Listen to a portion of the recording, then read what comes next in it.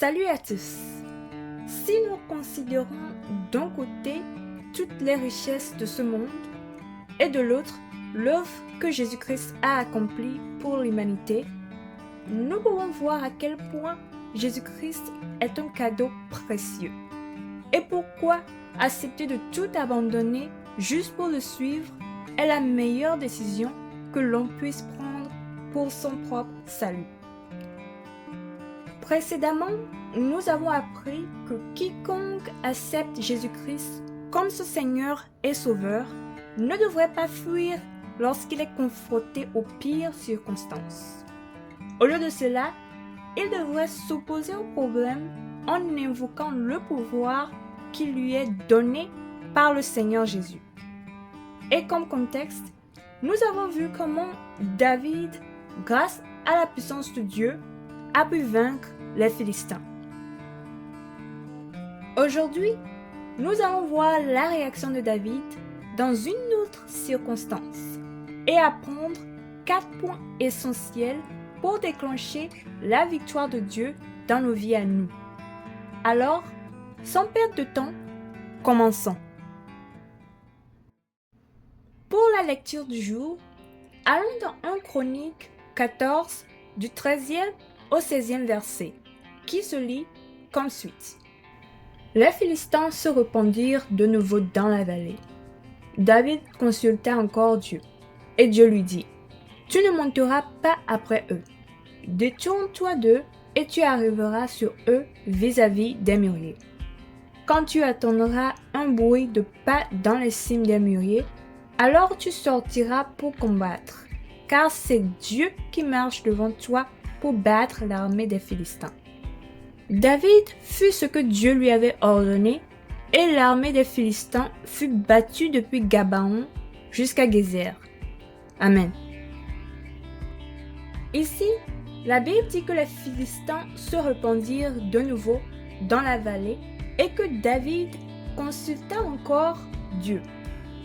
Une attitude d'humilité qui introduit le tout premier point qui est de dépendre de Dieu. Car en effet, l'une des choses que Dieu attend de ses enfants, c'est qu'en tout, ils s'adressent à lui en premier. Si nous poursuivons notre lecture, nous pouvons voir que Dieu a répondu à David en lui disant de ne pas monter après les Philistins, mais de se détourner pour arriver sur eux vis-à-vis des mûriers. Démontrons que Dieu est un Dieu de stratégie et de tactique qui utilise différentes approches pour accomplir ses œuvres. Cela dit, le deuxième point est de ne pas recourir à notre propre intelligence. Car même si nous ressentons l'urgence, dans certaines circonstances, de poser un quelconque pas, il vaut mieux écouter attentivement la voix du Seigneur Jésus avant de procéder. Maintenant, si nous passons au verset 15, nous pouvons voir Dieu donner un code spécifique à David sur le moment exact où il sortira pour combattre les Philistins. Et c'est quand il attendra un bruit de pas dans les cimes des mûriers. Des mots qui font allusion au troisième point, qui est d'avoir une intimité avec Dieu. Car ces paroles de Dieu montrent ici que David a développé un certain niveau d'intimité avec le Seigneur au point de connaître le bruit des pas de Dieu passant devant lui pour frapper ses ennemis.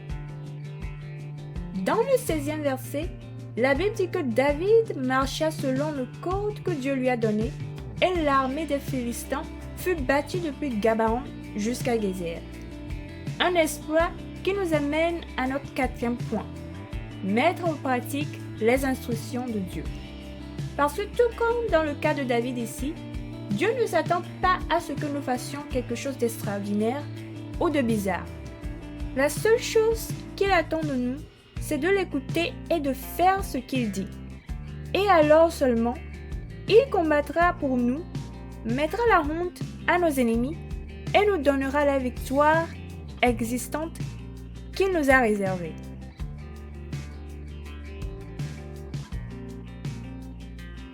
Bien-aimés en Christ, Dieu établit différents codes pour ses enfants dans différents aspects de leur vie.